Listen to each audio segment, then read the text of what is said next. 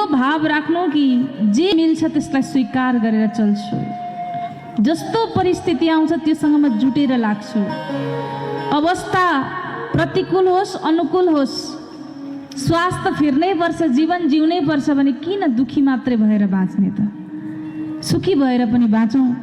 मैले मलाई नै सुख दिने रहेछ, मैले मलाई नै दुःख दिने रहेछ। हेर्नुहोस् है, सुन्नु है, कति सुन्दर भाव छ।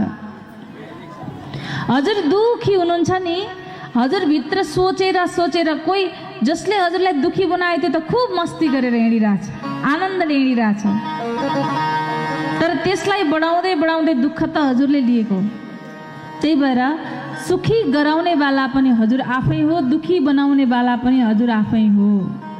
आफूले आफूलाई नि हजुर, हामी संसारमा जहिले पनि दोस्रोलाई सम्झाउन लाग्छौँ, त्योभन्दा पहिले आफूलाई सम्झाउनु रे। जसले आफूलाई सम्झाउन सके त्यसले सुन्दर जीवन जिउन सक्छ। आफूलाई सम्झाउनेले, कसैलाई सम्झाउनु छ भने 3 पल्ट सम्झाउनु, एकपल्ट सम्झाउनु मानेन, फेरि सम्झाउनु मानेन, फेरि सम्झाउनु, अब पनि मान्दैन भने अब आफूलाई सम्झाउनु भयो। अब